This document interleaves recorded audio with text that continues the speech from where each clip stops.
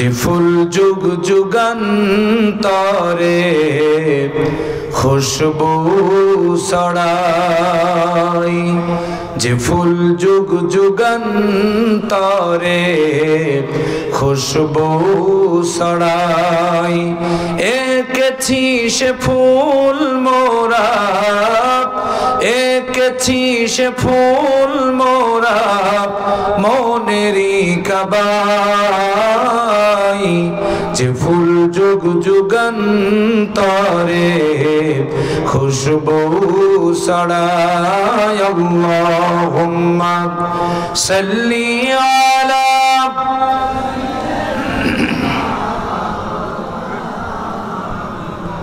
ওয়া আলা আলি সাইয়্যিদিনা সাইদ ভাইয়ের মা ও ফয়সাল ভাইয়ের মা, মুগ্ধ ভাইয়ের মা ও আসিফ ভাইয়ের মা, তোমরা বড়ই ভাগ্যবতী, আনলে ধরাই দিনের জ্যোতি। সালাম জানাই তোমায় ফেরেশতা মা, সালাম জানাই তোমায় ফেরেশতা। কেউ হারিয়ে ছেলে আর কেউ হারিয়ে ভাই, কেউ হারিয়ে ক্লাসের সাথী নিঃস্ব এ ধরায়, কেউ হারিয়ে ছেলে আর কেউ হারিয়ে ভাই, কেউ হারিয়ে দিনের সাথী নিঃস্ব এ ধরায়। দিনের বিজয় আনতে যারা সদয় ছিল পাগল পারা, আরশ ছায়ায় তাদের ঠিকানা মা, আরশ ছায়ায় তাদের ঠিকানা। সাইদ ভাইয়ের মা ও ফয়সাল ভাইয়ের মা, মুগ্ধ ভাইয়ের মা ও আসিফ ভাইয়ের মা, তোমরা বড়ই ভাগ্যবতী, আনলে ধরাই দিনের জ্যোতি। সালাম জানাই তোমায় ফেরেশতা মা, সালাম জানাই তোমায় ফেরেশতা। আন্দোলনের ডাকে তারা জাগ্রত সব প্রাণ, জীবন দিয়ে রেখে গেল বাংলাদেশের মান। আন্দোলনের ডাকে তারা জাগ্রত সব প্রাণ, জীবন দিয়ে রেখে গেল বাংলাদেশের মান। তাদের স্মৃতি অন্তরে কেঁদে কেঁদে গুমরে মরে, বুক ফেটে যায় কান্না ফুরায় না মা, বুক ফেটে যায় কান্না ফুরায় না। সাইদ ভাইয়ের মা ও ফয়সাল ভাইয়ের মা, ইয়ামিন ভাইয়ের মা ও মুগ্ধ ভাইয়ের মা, তোমরা বড়ই ভাগ্যবতী, আনলে ধরাই দিনের জ্যোতি। সালাম জানাই তোমায় ফেরেশতা মা, সালাম জানাই তোমায় ফেরেশতা, সালাম জানাই তোমায় ফেরেশতা। বাংলাদেশের ঐতিহ্যবাহী জেলা, শহীদের রক্ত স্নাত জমিন, ইসলামী আন্দোলনের উর্বর ঘাঁটি সাতক্ষীরা জেলার ঐতিহ্যবাহী ৪ নম্বর ঘোনা ইউনিয়ন যুব বিভাগের উদ্যোগে আয়োজিত ঐতিহাসিক সিরাতুন নবী সাল্লাল্লাহু আলাইহি ওয়াসাল্লাম মাহফিল ২০২৪। আজকের মাহফিলের পরম শ্রদ্ধাভাজন জনাব সভাপতি, এলাকার সর্বজন শ্রদ্ধাভাজন ব্যক্তিত্ব জনাব মাওলানা আব্দুল ওয়াদুদ সাহেব, আমির বাংলাদেশ জামাত ইসলামী ৪ নম্বর ঘোনা ইউনিয়ন শাখা। আজকের মাহফিলের সম্মানিত প্রধান অতিথি,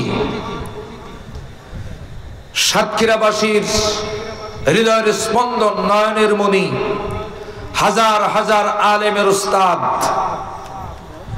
মুহাদ্দিস আব্দুল খালেক সাহেব, কেন্দ্রীয় সাংগঠনিক সেক্রেটারি, খুলনা অঞ্চল পরিচালক, বাংলাদেশ জামাত ইসলামী। আল্লাহ রাব্বুল আলামিন সম্মানিত প্রধান অতিথি মহোদয়কে হায়াতে তৈবা, সিয়াতে কুল্লিয়া দান করুন, আমরা বলি আল্লাহুম্মা আমিন। আগামী দিনে সাতক্ষীরার নেতৃত্ব আল্লাহ রাব্বুল আলামিন এ সোনার মানুষটির হাতে যেন অর্পণ করেন, আমরা সকলে বলি আল্লাহুম্মা আমিন। এবং সে লক্ষ্যে আমাদের সকলকে যার যার জায়গা থেকে ঐক্যবদ্ধভাবে কাজ করার তৌফিক দান করুন, আমরা সকলে বলি আল্লাহুম্মা আমিন। আজকের মাহফিলের বিশেষ অতিথিবৃন্দ, বিশেষ করে আমার পূর্বে কথা বলেছেন, অত্যন্ত গুরুত্বপূর্ণ কথা। ইচ্ছা হচ্ছিল যে আরো কিছুক্ষণ বলুন এবং আমরা শুনতে থাকি, নাকি বলেন?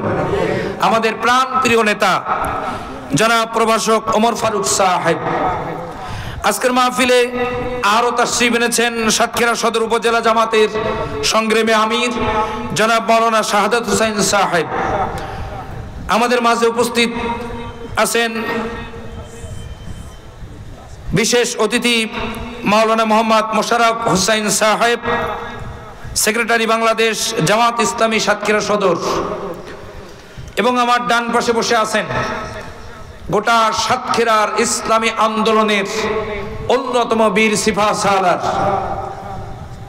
আমাদের সকলের শ্রদ্ধাভাজন নেতা জনাব শহীদুজ্জামান সাহেব, শহীদ হাসান সাহেব। আমাদের প্রাণ প্রিয় নেতাদের জন্য দোয়া করি আল্লাহ রাব্বুল আলামিন মঞ্চ উপবিষ্ট যত নেতৃবৃন্দ আছেন আল্লাহ রাব্বুল আলামিন সকলের সম্মানকে আরো কোটি কোটি গুণে বৃদ্ধি করে দিন, আমরা সকলে বলি আল্লাহুম্মা আমিন। আরো জোরে বলুন আল্লাহুম্মা আমিন। আমার সম্মুখ উপবিষ্ট দিনদার পরহেজগার মুত্তাকি ভাই এবং বাবাজিরা, পর্দার অন্তরালে অবস্থানরত সর্বগুণে গুণান্বিতা অবলা সরলা পদ্মানাসিনা ধার্মিকা আমার সম্মানিতা মা এবং বোনেরা, আলোচনা শুরু করার পূর্বে আমি আমার অন্তরস্থল হৃদয়ের কন্দল মনের মণিকোড়া থেকে আপনাদের উদ্দেশ্যে সশ্রদ্ধ সালাম জ্ঞাপন করছি। কারো জবান বন্ধ থাকবে না, স্বতঃস্ফূর্তভাবে সালামের জবাবটা দিয়ে দেন। আসসালামু আলাইকুম ওয়া রাহমাতুল্লাহি ওয়া বারাকাতুহু। আসুন আমরা শুরুতেই কালিমাতুশ শুকরিয়া আদায় করি সে মহান আল্লাহ সুবহানাহু ওয়া তাআলার দরবারে, যে মহান মুনিব বিগত 17টি বছরের জুলুম, নির্যাতন, অত্যাচারের কালো অধ্যায়কে পার করে বিগত 5ই আগস্ট ছাত্র গণ অভ্যুত্থানের মধ্য দিয়ে ফ্যাসিস্ট, খুনি, জালেম, ভোটচোর হাসিনার পতন এবং পলায়নের মধ্য দিয়ে গোটা বাঙালি জাতিকে তৃতীয়বারের মতো আবারও স্বাধীনতার স্বাদ গ্রহণ করার মতো সুযোগ করে দিলেন। বিগত 17টি বছর গোটা জাতি একটা জেলখানার ভিতরে বন্দী ছিল। কথা বলেন ঠিক না বেঠিক? আরেকটু জোরে বলেন ঠিক না বেঠিক? এমন কোন জুলুম, নির্যাতন, অত্যাচার ছিল না যা এই জালিমের বাচ্চা জালিম বাংলাদেশের ইসলামপন্থী মানুষের উপরে করে নাই। কথা বলেন ঠিক না বেঠিক? ক্ষমতায় টিকে থাকার জন্য যারা আল্লাহর জমিনে আল্লাহর দ্বীন প্রতিষ্ঠার আন্দোলন করেছেন, সেই সমস্ত ইসলামী আন্দোলনের কর্মীদের নামে মিথ্যা মামলা দিয়া এবং সেই গায়েবী মামলায় গ্রেফতার করে বছরের পর বছর ইসলামী আন্দোলনের নেতৃবৃন্দদেরকে জেলখানার অন্ধকার প্রকোষ্ঠে বন্দী করে রেখেছিল। একটা আওয়াজ দিয়ে বলেন ঠিক না বেঠিক? শুধু তাই নয়, ক্ষমতায় টিকে থাকার জন্য আমাদের সোনার মানুষ শহীদ আমিরে জামাত মাওলানা মুফতিউর রহমান নিজামী, আলী হাসান মোহাম্মদ মুজাহিদ, কামারুজ্জামান, আব্দুল কাদের রাহিমাহুল্লাহ, মীর কাসেম আলী রাহিমাহুল্লাহর মতো মানুষদেরকে শতাব্দীর নিকৃষ্ট মামলায় অভিযুক্ত করে রাতের গভীর আঁধারে ফাঁসির কাস্টে ঝুলিয়ে পৃথিবীর জমিন থেকে বিদায় করে দিয়েছে। কথা বলেন ঠিক কিনা? শুধু তাই নয়, ক্ষমতায় টিকে থাকার জন্য এই জালেমের বাচ্চা জালেম বিশ্ব বরেণ্য মুফাসসিরে কোরআন, যার হাতে হাত রেখে অসংখ্য মুসলিম কালেমা পড়ে মুসলমান হয়েছে, যার জন্য কাবা শরীফের ইমাম যার কপালে চুমা খায়, যার জন্য কাবার দরজা খোলা ছিল, বিশ্ব বরেণ্য মুফাসসিরে কোরআন আল্লামা দেলওয়ার হোসাইন সাঈদীকে মিথ্যা হার্ট অ্যাটাকের নাটক সাজায়া হসপিটালে ইনজেকশনের মাধ্যমে বিষ পুশ করে তাকে হত্যা করতেও দ্বিধাবোধ করে নাই। কথা বলেন ঠিক কিনা?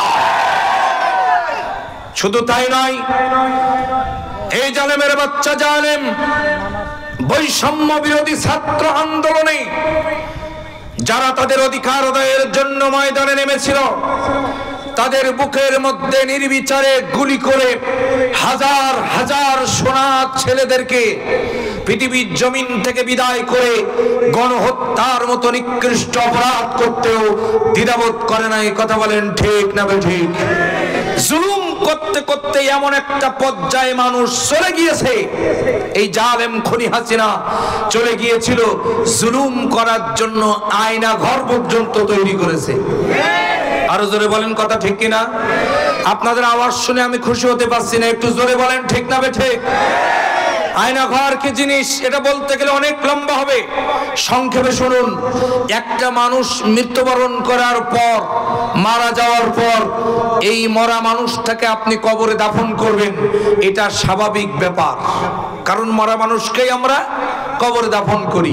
কিন্তু একটা জীবিত মানুষকে যদি আপনি কবরের মধ্যে দাফন করে রাখেন, তাহলে ওই মানুষটা কতটা অসহায় হবে। একটা জীবিত মানুষ কবরে দাফন করলে যে অসহায় অবস্থায় কবরের ভিতরে থাকে, ঠিক একটি মানুষকে আয়না ঘরের মধ্যে বন্দি করলে সেই রকম অসহায় অবস্থায় ওই মানুষগুলো দিন অতিবাহিত করে। আমার ভাইয়ারা, ব্রিগেডিয়ার জেনারেল আব্দুল্লাহ আমান আল আজমি গোলাম আজম সাহেবের ছেলে, তিনি 8 বছর পর আয়না ঘর থেকে মুক্ত হয়ে মুক্ত বাতাসে এসে একটা গামছা গোটা জাতিকে দেখিয়ে বলেছেন, একটি গামছায় বিগত 8 বছরে যত চোখের পানি মুছেছি, এই পানিগুলো যদি একত্রিত করা যেত বিরাট একটা দিঘিতে পরিণত হয়ে যেত। দিঘি।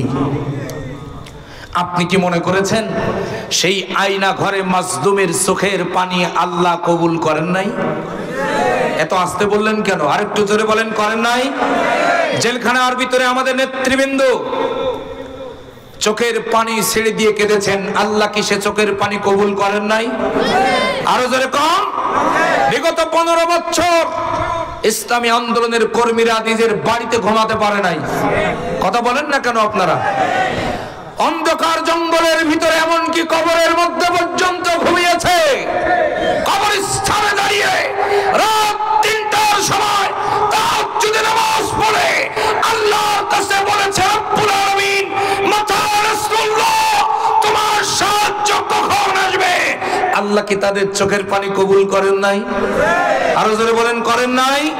শুধু তাই নয়, সন্তান হারা মায়ের বুকের আর্তনাদ, সন্তান হারা মায়ের চোখের পানি আল্লাহ কবুল করে নাই।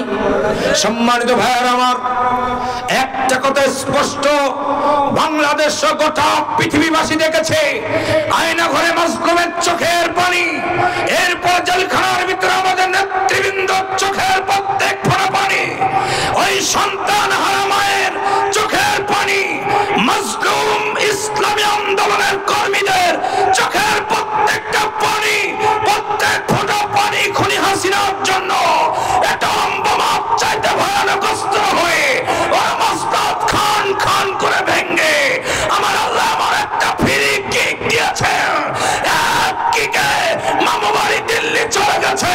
কয়েকদিন আগে যে ছিল প্রধানমন্ত্রী, এখন সে পলাতক আসামি ছাড়া আর কিছুই না। কথা বলেন ঠিক কিনা?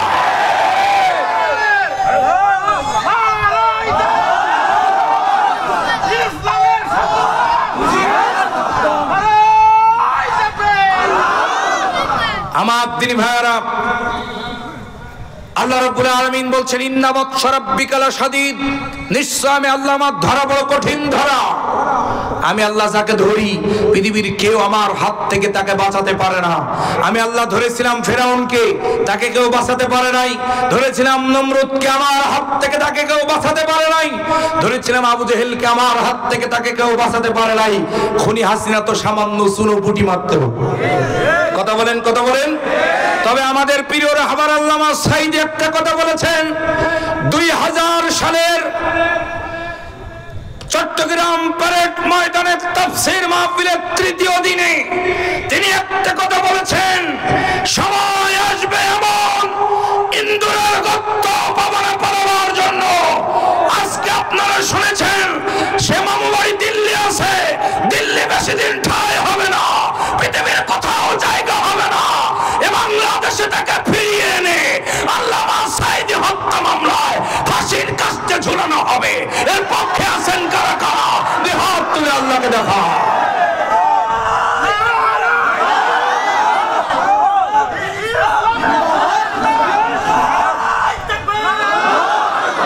আমার ভাইরা, যে আল্লাহ তাআলা এত সুন্দর একটা পরিবেশ তৈরি করে দিলেন, যে মহান মুনিব গোটা জাতিকে স্বস্তির নিঃশ্বাস ফেলার সুযোগ করে দিলেন, আমরা খুশি না বেজার?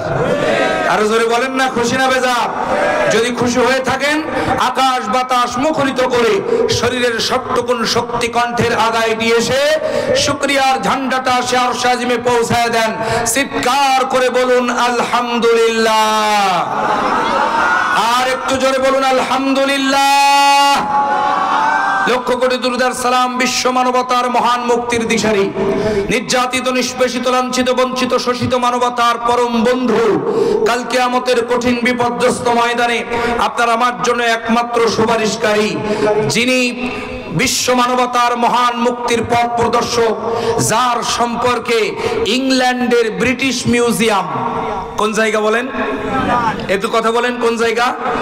ইংল্যান্ডের খ্রিস্টানদের তৈরি করা ব্রিটিশ মিউজিয়ামের প্রধান ফটকে স্বর্ণাক্ষরে সাদা পাথরের উপরে খ্রিস্টানরা একটা ঐতিহাসিক উক্তি লিখে রেখেছেন। সেই উক্তিটি হচ্ছে এরকম: as a teacher, as a commander, as a father, as a law giver, as a law maker, as a reformer of the society, Muhammad সাল্লাল্লাহু আলাইহি ওয়াসাল্লাম is the superman of the world. চিৎকার দিয়ে বলেন আল্লাহু আকবার। ওরা লিখেছে একজন পিতা হিসেবে, একজন বাবা হিসেবে, একজন নেতা হিসেবে, শিক্ষক হিসেবে, একজন সফল সেনাপ্রধান হিসেবে, একজন আইন প্রণেতা হিসেবে, একজন সমাজ সংস্কারক হিসেবে মুহাম্মদ সাল্লাল্লাহু আলাইহি সাল্লাম হলেন আদর্শ মহাপুরুষ তথা সুপারম্যান। আল্লাহু আকবার বলেন। কারা বলেছে? আরো জোরে কোন? খ্রিস্টানরা বলেছে। তিনিই হচ্ছেন আপনার আমার কিয়ামতের একমাত্র সুপারিশকারী, জনাবে মুহাম্মদ রাসূলুল্লাহ। সকলে বলুন সাল্লাল্লাহু আলাইহি ওয়াসাল্লাম। মাগফিরাত কামনা করছি যুগে যুগে কালে কালে আল্লাহর জমিনে আল্লাহর দ্বীন প্রতিষ্ঠার আন্দোলন করতে গিয়ে বুকের তাজা খুন এ জমিনে যারা ঢেলে দিয়েছেন, আল্লাহ যেন তাদেরকে জান্নাতুল ফিরদাউসের সউচ্চ মাকাম দান করেন। আমরা সকলে বলি আল্লাহুম্মা আমিন। সম্মানিত হাজিরিন, আমি আপনাদের সম্মুখে পবিত্র কোরআনুল কারীমের সূরা আলে ইমরান এর 31 নম্বর আয়াতে কারিমা তেলাওয়াত করেছি। একটু আওয়াজ দিয়ে বলুন কোন সূরা? আর একটু জোরে বলেন কত নম্বর আয়াত? 31 নম্বর আয়াতে কারিমা তেলাওয়াত করেছি। আমি আমার তেলাওয়াতকৃত আয়াতের মূল আলোচনায় একটু পরে যাব। তার আগে যুবকদের সম্পর্কে কিছু কথা বলতে চাই।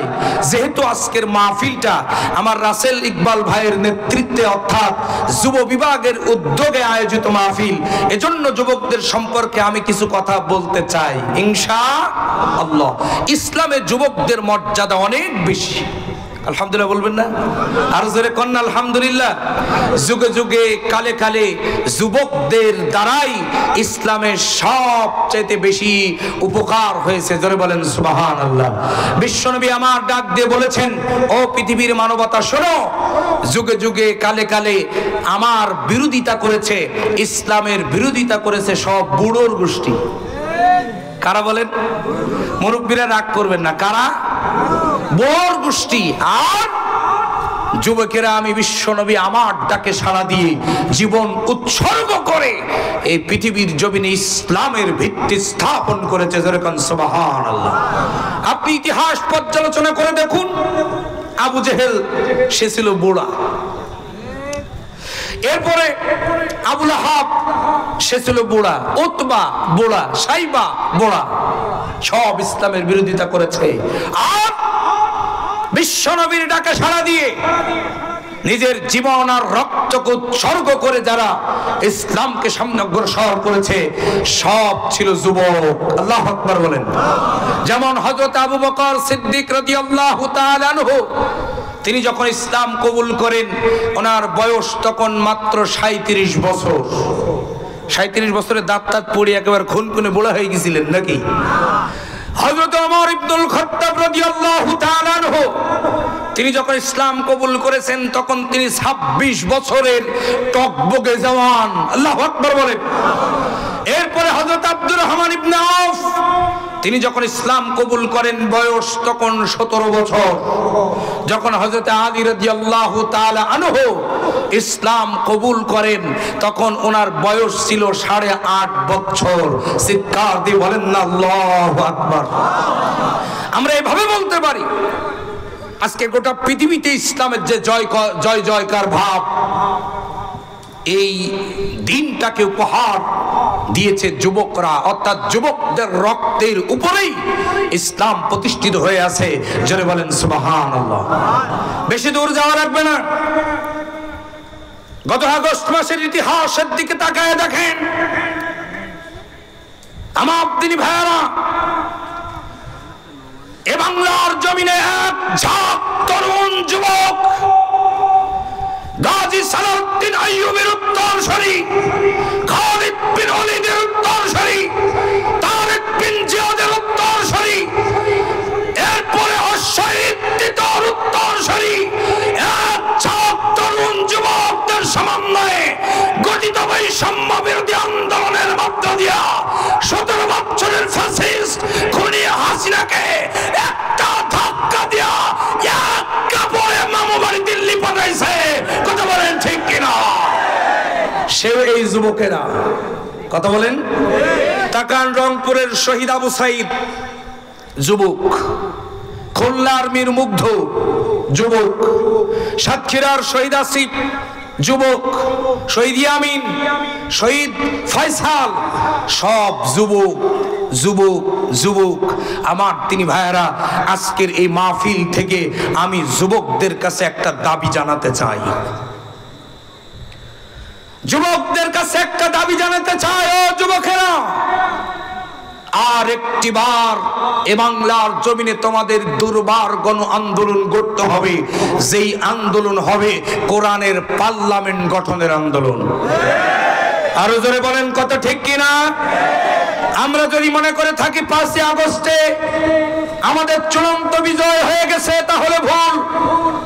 আমরা কেবল সেমিফাইনাল জিতেছি, আমরা সেই দিনে চূড়ান্ত বিজয় আমাদের হবে, সেই দিনে আমরা চূড়ান্ত সফলতা পাবো, সেই দিনে বাংলাদেশের মানুষের চূড়ান্ত বিজয় হবে যেদিন বাংলাদেশের পার্লামেন্টে আর কোনো বাবার আইন থাকবে না, কোনো স্বামীর আইন থাকবে না, আল্লাহর আইন দিয়ে যেদিন দেশ পরিচালনা হবে, কোরআন যেদিন বাংলাদেশের সংবিধান হিসাবে গৃহীত হবে, সেদিনই হবে আমাদের চূড়ান্ত আন্দোলন। কথা বলেন ঠিক কিনা? আল কোরআনের আলো ঘরে ঘরে চলে। সুতরাং ও সাতক্ষীরার যুব সমাজ, ও মুরব্বীরা, আমি আজকে আপনাদেরকে দেখতে চাই বাংলার জমিনে আর কোন নাস্তিকবাদী শক্তিকে মাথা চাঁদে উঠতে দেওয়া হবে না। এ বাংলার জমিনে আমরা ধানের শীষ দেখেছি, এ বাংলার জমিনে আমরা নৌকা দেখেছি, এ বাংলার জমিনে আমরা লাঙ্গল দিয়েও চাষ করেছি। আগামীর বাংলাদেশে কোরআনের রাজ কায়েমের জন্য যদি আমার মাথায় কাপড়ের কাপড় বেঁধে ময়দানে নামার ডাক আসে, কারা কারা নামতে রাজি আছেন? দুই হাত তুলে আল্লাহকে দেখা।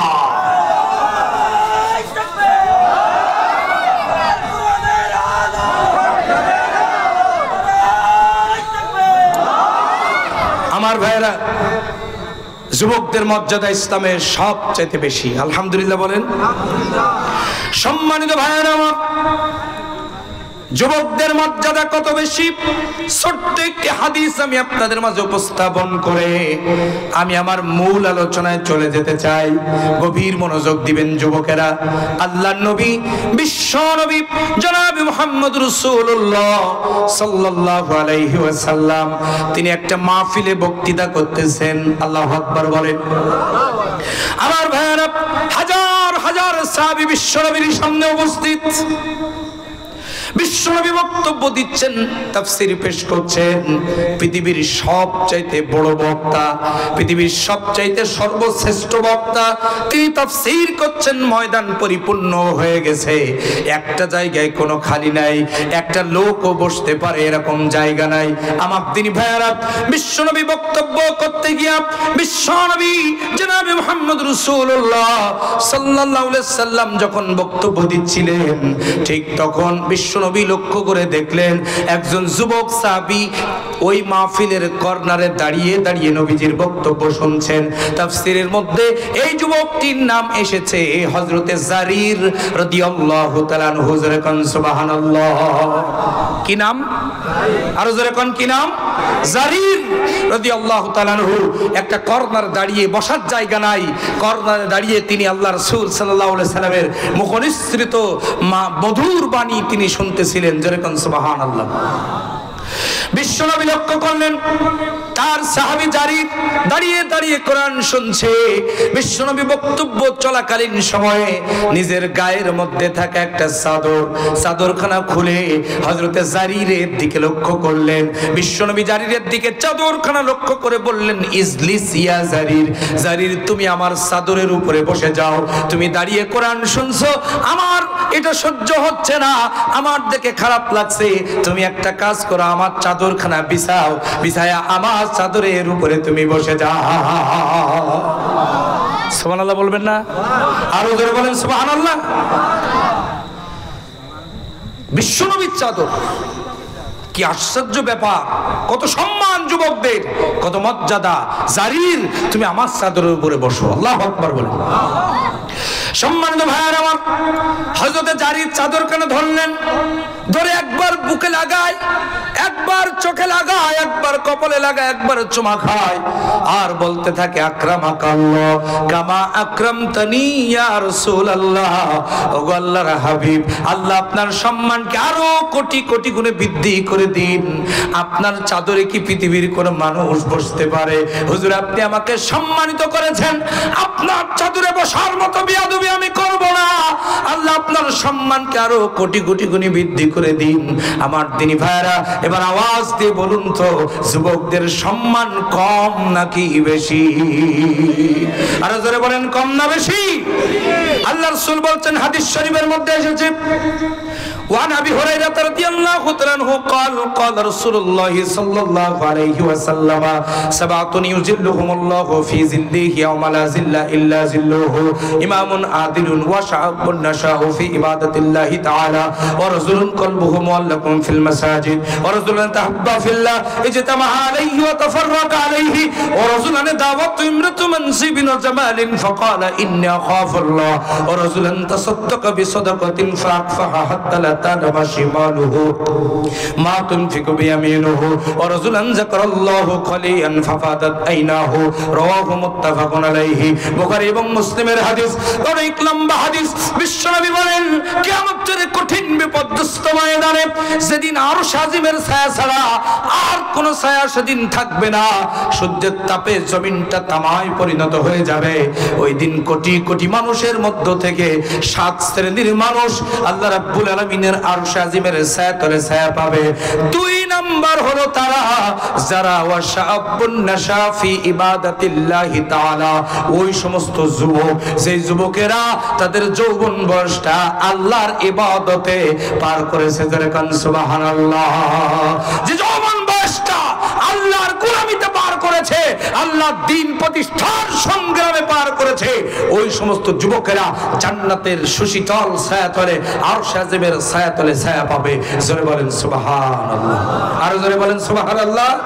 আমরা দোয়া করি আল্লাহ রাব্বুল আলামিন আমাদের আজকের আয়োজক বিন্দু সহ এই এলাকার যত যুবকেরা আছেন, আল্লাহ পাক প্রত্যেক যুবকের যেন ওই জান্নাতুল আরশ আযমের ছায়া নিচে আল্লাহ তাআলা যেন ছায়া করে দেন। আমরা সকলে বলি আল্লাহুম্মা আমিন। আর জোরে কোন আল্লাহুম্মা আমিন।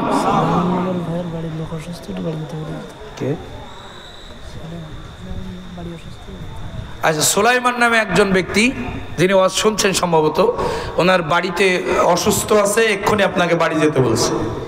জি শুকরিয়া। আমরা আর এদিক ওদিক নয়, কষ্ট হচ্ছে না তো আপনাদের? গভীর মনোযোগ দিয়ে আমরা আলোচনা শোনার চেষ্টা করব ইনশাআল্লাহ। সম্মানিত ভাইয়ার আমার, আল্লাহ আজকে যুবকদেরকে কবুল করুন। যুবকেরা এত সুন্দর যে আয়োজন করেছেন, এবং আল্লাহ রাব্বুল আলামিন গতকালকেও যে বৃষ্টিটা হইল, কঠিন বৃষ্টি, এবং আজকে মাগরিবের সময় যে মেঘ হয়েছিল, মাহফিল হবে এর কোনো গ্যারান্টি ছিল না। আল্লাহ রাব্বুল আলামিন তাদের যুবকদের ফরিয়াদ কবুল করেছেন, তাদের ইজ্জতের দিকে, সম্মানের দিকে খাতিরে তাকিয়ে আল্লাহ তাআলা হয়তো এই কোরআনুল কারীমের জন্য পরিবেশটা তৈরি করে দিয়েছেন। এজন্য আমরা আবারও শুকরিয়া আদায় করি, বলি আলহামদুলিল্লাহ। আর জোরে বলেন আলহামদুলিল্লাহ। সম্মানিত হাজির আসুন, আমি কথা লম্বা করব না। আগামীকাল আমার মাহফিল হলো দিনাজপুরে, সকাল ভোর ফজর পড়ে আমাকে রওনা দিতে হবে। এজন্য মোটামুটি যে আয়াতে কারিমা তেলাওয়াত করেছি, এই আয়াতের আলোকে ইহকালে শান্তি এবং পরকালে মুক্তির লক্ষ্যে আগে আমি আমল করার নিয়তে কিছু কথা বলার, তারপরে আমরা সকলে আমলের নিয়তে শোনার তৌফিক যেন আল্লাহ দান করেন। আমরা সকলে বলি আল্লাহুম্মা আমিন। আরো জোরে বলেন আল্লাহুম্মা আমিন। একটা আওয়াজ দিয়ে বলেন তো কোন সূরা? মনে নাই? সূরা আলে ইমরান কত নম্বর আয়াত? 31। জোরে বলেন কত নম্বর আয়াত? আরো জোরে, জোরে হলো না? 31 নম্বর আয়াতে কারিমা আপনাদের মাঝে তেলাওয়াত করেছি। চলুন এই আয়াতের আলোকে আমরা কিছু কথা শুনবো ইনশাআল্লাহ। আল্লাহ রাব্বুল আলামিন বলেন, কুল ইন কুনতুম তুহিব্বুনাল্লাহা ফাত্তাবিউনি ইউহিব্বুকুমুল্লাহ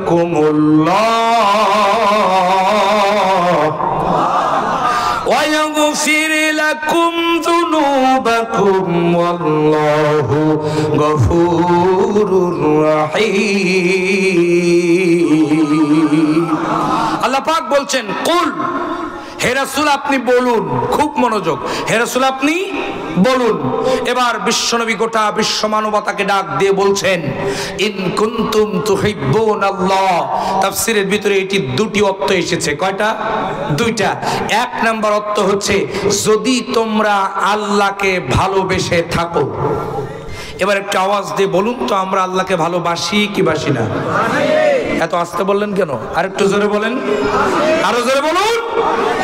আমরা আল্লাহকে এত পরিমাণে ভালোবাসি, প্রয়োজনে আল্লাহর জন্য আমাদের সব চাইতে মূল্যবান সম্পদ, আমাদের জীবন পর্যন্ত আমরা অকাতরে বিলিয়ে দিতে রাজি আছি। আরো জোরে বলেন, কথা ঠিক কিনা? এটা হলো এক নাম্বার অর্থ, যদি তোমরা আল্লাহকে ভালোবেসে থাকো। দুই নাম্বার অর্থ হলো, যদি তোমরা আল্লাহর ভালোবাসা পেতে চাও। একটা আওয়াজ দিয়ে বলুন তো, আমরা আল্লাহর ভালোবাসা পেতে চাই কি চাই না? আরো জোরে বলেন। সম্মানিত ভাইয়েরা আমার, যারা আল্লাহকে ভালোবাসি আর যাদেরকে আল্লাহ রাব্বুল আলামিন ভালোবাসেন, আল্লাহর ভালোবাসা যে পেয়েছে তার কোনো দুঃখ নাই, তার কোনো চিন্তা নাই, তার কোনো হতাশা নাই, তার হারাবার কিছুই নাই। চিৎকার দিয়ে বলুন না সুবহানাল্লাহ। আল্লাহকে যারা বেসেছে ভালো, দুঃখ কি আর তাদের থাকতে পারে? হতাশা কি আর তাদের থাকতে পারে? যারা লয়েছে মুখে কোরআনের বাণী, লয়েছে মুখে কোরআনের বাণী, হতাশা কি আর তাদের থাকতে পারে? দুঃখ কি আর তাদের থাকতে পারে? আছে কোনো দুঃখ? সম্মানিত ভাইয়েরা আমার, যারা আল্লাহকে ভালোবাসে, আল্লাহ যাদেরকে ভালোবাসেন তাদের অবস্থাটা কেমন হয় আমি একটু উদাহরণ আপনাদের মাঝে পেশ করতে চাই। আমার ভাইরা, খুনি হাসিনা যাদেরকে ফাঁসির কাস্টে ঝুলিয়েছে আমাদের নেতৃবৃন্দ, তাদের মধ্যে একজন অন্যতম হলো মীর কাসেম আলী রাহিমাহুল্লাহ। জোরে বলেন কি নাম? আরেকটু জোরে বলেন। মীর কাসেম আলী রাহিমাহুল্লাহকে যেদিন ফাঁসির কাস্টে ঝোলানো হবে, কারারক্ষীরা যে বলতেছেন স্যার এখন বাজে রাত 9টা, আপনাকে 12টা 1 মিনিটে ফাঁসি দেওয়া হবে, 3 ঘন্টা সময় আপনার সামনে আছে, আপনি প্রস্তুতি গ্রহণ করুন, ফাঁসির জন্য প্রস্তুতি নেন। আমার দিনী ভাইয়ারা, উনি কি জবাবটা দিলেন শুনুন। উনি বলছেন কারারক্ষীদেরকে, ও কারারক্ষীরা শোনো, 3 ঘন্টা অনেক সময়, এত সময় আমার দরকার নাই প্রস্তুতি নেওয়া, অন্তত 2টা ঘন্টা আমি ঘুমাতে চাই, 1টা ঘন্টা আগে তোমরা আমাকে ডেকে দিও, 2 ঘন্টা ঘুমিয়ে নেওয়ার পর 1 ঘন্টা আগে উঠে আমি ফাঁসির জন্য প্রস্তুতি নেব। আল্লাহর ভালোবাসা না পেলে এটা সম্ভব নয়। কথা বলেন ঠিক কিনা? আপনি কথাটার দিকে তাকিয়েছেন? 3 ঘন্টা পর ফাঁসি, 2 ঘন্টা আমি ঘুমাবো, 1 ঘন্টা আগে উঠে প্রস্তুতি নিব, এটার নামই হলো আল্লাহর ভালোবাসা। কথা বলেন ঠিক না ঠিক? আমার ভাইয়েরা, আমি সেদিন অবাক হয়ে গিয়েছিলাম। সারাটা রাত আল্লাহ রাব্বুল আলামিনের কাছে আমি প্রশ্নের উত্তর খুঁজেছি। রব্বুল আলামিন, এই মানুষগুলো কেমনে কথা বলে? 3 ঘন্টা পর ফাঁসি। আমরা হলে কি করতাম? অন্তত ফাঁসিটা আর একটু লম্বা করে দেন, কতক্ষণ না হলে আমাদের একেবারে মাফ করে দেন, ঠিক কিনা বলেন? কিন্তু তিনি বলছেন 3 ঘন্টা পর ফাঁসি, 2 ঘন্টা ঘুমাবো। এটা কেন বললেন, কি কারণে বললেন? আমি উত্তর পেয়ে গেলাম। আল্লাহ রাব্বুল আলামিন 1500 বছর আগে কোরআনুল কারীম সূরা হামিমাস সিজদার 30 নম্বর আয়াতে কারিমার মধ্যে আল্লাহ রাব্বুল আলামিন জানিয়ে দিয়েছেন, ইন্নাল্লাযীনা ক্বালু রাব্বুনা আল্লাহু সুম্মা ইসতাকামু তাতানাজ্জালু আলাইহিমুল মালাইকা, আল্লাহু আকবার, আল্লা তাখাফু ওয়া লা তাহজানু ওয়া আবশিরু বিল জান্নাতিল্লাতী কুনতুম তুআদুন। আল্লাহ পাক বলছেন, নিশ্চয় যারা আমাকে রব মানে, আমার প্রতি ইস্তিকামত থাকে, আমার আইন প্রতিষ্ঠার জন্য কাজ করতে গিয়া বাতিলের রোশনালে পড়ে নির্যাতিত হয়, নিষ্পেষিত হয়, ওই মানুষগুলোর জন্য আমি আল্লাহ ফেরেশতা নাজিল করি 2 জায়গায়। জোরে বলেন কয় জায়গায়? 2 জায়গায়।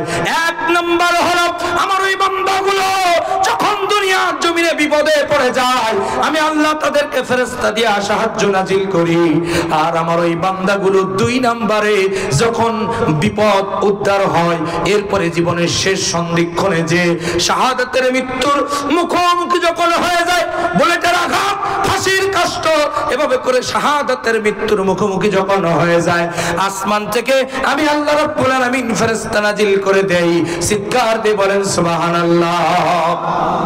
ওই ফেরেশতারা যে কি বলে, আল্লাহ তাখাফু, ও আল্লাহর বান্দা ভয় পেও না, ওয়ালা তাহজানু, চিন্তা করো না, ওয়া আবশিরু বিল জান্নাহ, এই দেখো তোমার জান্নাত। আরো জোরে বললেন না আল্লাহু আকবার? আরো জোরে বলেন না আল্লাহু আকবার?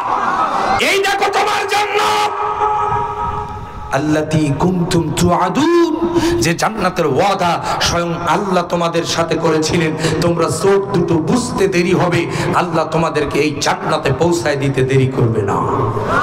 আরো জোরে বলেন সুবহানাল্লাহ। এখান থেকে একটি কথা স্পষ্ট বোঝা যায়, মীর কাসেম আলী রাহিমাহুল্লাহ শাহাদাত বরণের পূর্ব মুহূর্তে নিশ্চিত ফেরেশতাদেরকে দিয়া আল্লাহ জান্নাত দেখেছিলেন। কথা বলেন ঠিক কিনা? নতুবা এরকম কথা মুখ দিয়ে বের হওয়া সম্ভব নয়। আমার ভাইরা, শুধু তাই নয়, আল্লাহর ভালোবাসা পেলে, আল্লাহকে ভালোবাসলে তাদের অবস্থাটা কেমন হয় লক্ষ্য করুন। আমাদের শহীদ আমিরে জামাত মাওলানা মতিউর রহমান নিজামী সাহেবকে যেদিন ফাঁসির কাস্টে ঝোলানো হবে, আমার ভাইয়েরা গভীর মনোযোগ দিয়ে কথাগুলো শুনবেন। ভাইয়েরা আমার, সেদিন উনি পরিবারের সঙ্গে সাক্ষাৎ করছেন, ছেলেকে বলতেছেন, বাবা সারাটা জীবন আমি তো পাঞ্জাবি পরাকে পছন্দ করেছি, ফাঁসির কাস্টে একটু পরে আমার ফাঁসি হবে, পাঞ্জাবি পরে যাব নাকি জেলের ড্রেস পরে যাব? আল্লাহু আকবার বললেন না? আর জোরে বলেন, কতটা স্বাভাবিক, পাঞ্জাবি পরে যাব নাকি জেলের ড্রেস পরে যাব? ছেলে বলছে, বাবা আপনি তো সারা জীবন পাঞ্জাবি পরাকে পছন্দ করেছেন, আজকে আল্লাহর সঙ্গে দেখা করতে যাচ্ছেন, বাবা আপনি আজকে পাঞ্জাবিটাই পরে যান। আল্লাহর ভালোবাসা না পেলে এগুলো সম্ভব। আমার ভাইয়েরা, আরো একটি আশ্চর্য ঘটনা শুনুন।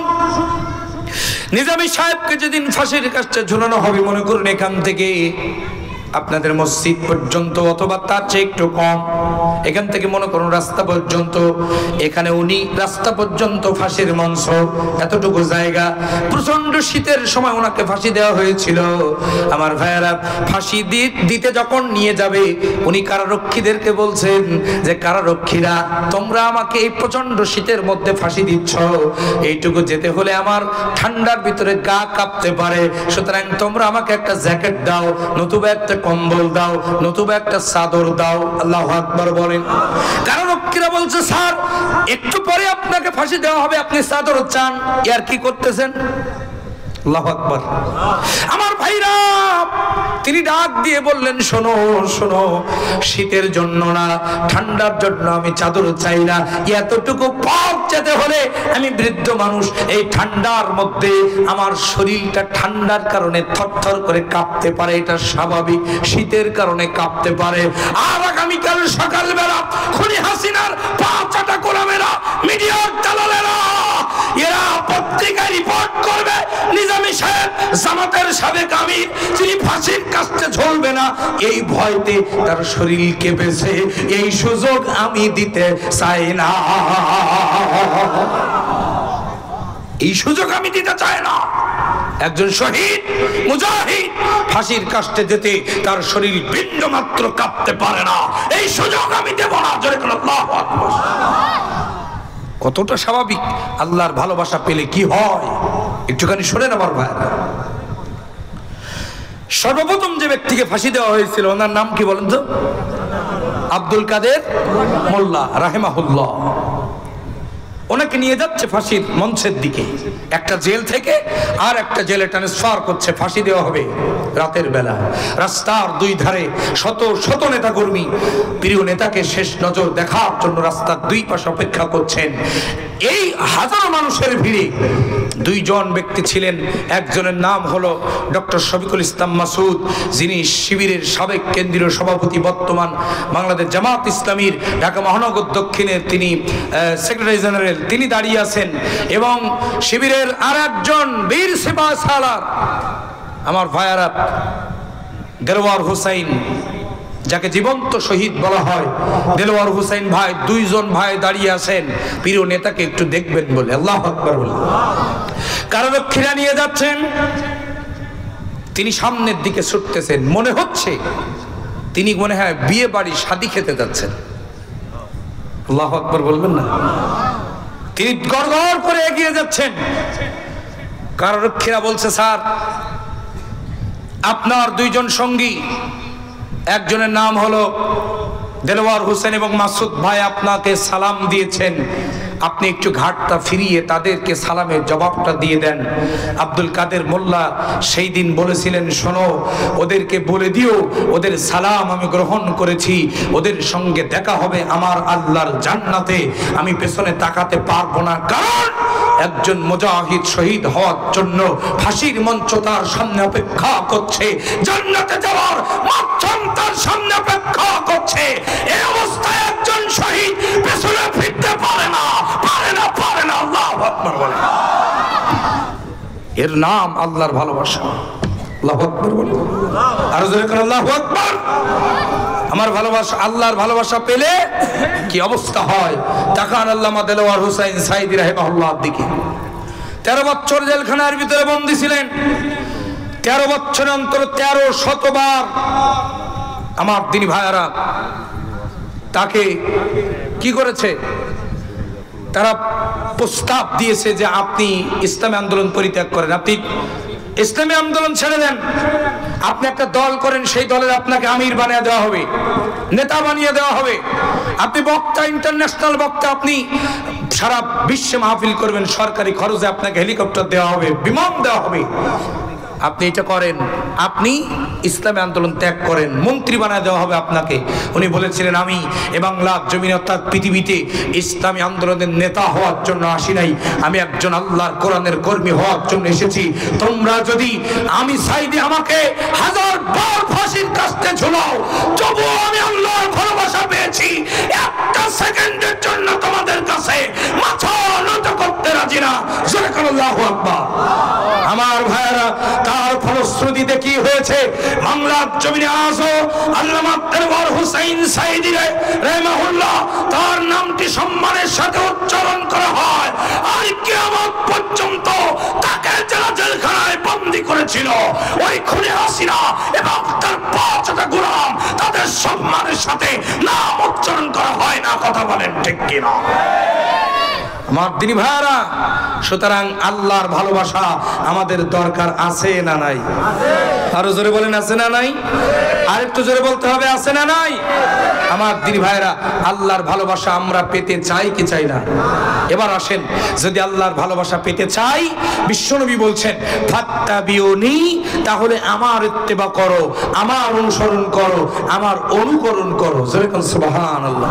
কার ইত্তেবা? রাসূলুল্লাহ। কার? রাসূলুল্লাহর ইত্তেবা করো। আজকে আলোচনার মূল বিষয় হলো ইত্তেবা বা অনুসরণ। জোরে কোন, আজকে আলোচনার মূল বিষয় কি? ইত্তেবা বা অনুসরণ। গভীর মনোযোগ দিবেন। আমরা যদি রাসূলুল্লাহর ইত্তেবা করতে পারি, অনুসরণ করতে পারি, আল্লাহ রাব্বুল আলামিন বলছেন তোমাদেরকে 2টা পুরস্কার দেওয়া হবে। জোরে বলেন কয়টা? 2টা। 1 নাম্বার পুরস্কার হলো ইউহিব্বুকুমুল্লাহ, বিশ্বনবীর আনুগত্য করার, ইত্তেবা করার পরপরই তোমাদেরকে আল্লাহ রাব্বুল আলামিন স্বয়ং নিজে তোমাদেরকে ভালোবাসবেন। জোরে কোন সুবহানাল্লাহ।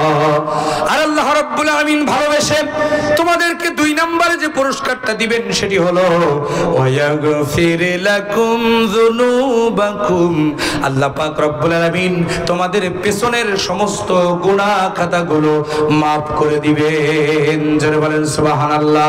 একটা আওয়াজ দিয়ে বলুন তো, আমাদের জীবনে গুনাহ আছে না নাই? আছে। আরো জোরে বলেন না আছে না নাই? আমার তিনি ভাইরা, আমি তো মনে করি আমরা এত পরিমাণে গুনাহ করে ফেলেছি আমার ভাইরা, এই গুনাহগুলো যদি আল্লাহ রাব্বুল আলামিন আমাদের পিঠের মধ্যে গোপন না করে একটা সাইনবোর্ডের মধ্যে লিখে আমাদের প্রত্যেকে যার যার পিঠের মধ্যে যদি ঝুলিয়ে দিতেন, আমার দিনী ভাইরা, পৃথিবীতে কুকুর তো দূরে থাক, মানুষ তো দূরে থাক, একটা কুকুর পর্যন্ত আমাদেরকে মানুষ হিসাবে গ্রহণ করতো না। কথা বলেন ঠিক কিনা? এত গুনাহ আমরা করে ফেলেছি।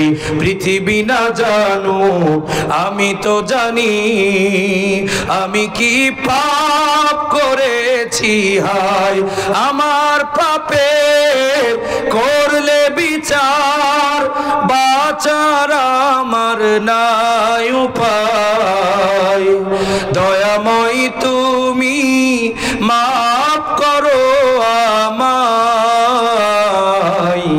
মাফ করো আমায়, মাফ করো আমায়। বলেন না আমিন? আরো জোরে বলেন আমিন। আমরা গুনাহ মাফ পেতে চাই কি চাই না? আর একটু জোরে বলেন। তাহলে আপনাকে আমাকে যে কাজটি করতে হবে সেটি হলো ইত্তেবা বা অনুসরণ। ইত্তেবা বা অনুসরণ। আমার দিনী ভাইয়েরা, আসেন কাকে ইত্তেবা করব? আল্লাহ রাসূলকে। কাকে? আল্লাহ রাসূলকে ইত্তেবা করব। গভীর মনোযোগ দিবেন। এখন আসেন, ইত্তেবাটা কি জিনিস? ইত্তেবাটা কি জিনিস? আমার দিনী ভাইয়েরা, ইত্তেবা শব্দের অর্থ হলো দেখে দেখে চলা। ইত্তেবা শব্দের অর্থ কি? আরো জোরে বলেন। দেখে দেখে চলা। মনে করুন যে আমি এখান থেকে আবাদের হাট বাজার চিনি না। খুব মনোযোগ দিবেন। আবাদের হাট বাজার চিনি না। আমাদের মোহতারাম আবাদের হাট বাজার চেনেন। তো আমি ওনাকে বলছি, চাচা আমি তো আবাদের হাট বাজার চিনি না, তো আপনি কি আমাকে একটু আবাদেরহাট বাজার পৌঁছে দিতে পারবেন? তো উনি আমাকে বলছেন, বাবাজি আমি তো আবাদেরহাট বাজার চিনি, তুমি যেহেতু চেনো না, একটা কাজ করো, তুমি আমার পেছনে পেছনে আসো, আমি যে পথ দিয়ে যাব সেই পথ দিয়ে তুমি আমাকে দেখে দেখে আমি যেখানে যেখানে পা ফেলি, যে রাস্তা দিয়ে যায়, আমার পদাঙ্ক অনুসরণ করে আমার পেছনে পেছনে যদি তুমি আসতে পারো, তাহলে তুমি আবাদেরহাট বাজারে আমি তোমাকে পৌঁছে দিব। সুবহানাল্লাহ বলবেন না? এটা যেমন বাস্তব, ঠিক তেমনি করে আপনার আমার আদি বাড়ি ছিল আল্লাহর জান্নাত। কোথায়? আরো জোরে বলেন, কোথায়? আপনার আমার আদি বাড়ি ছিল জান্নাত।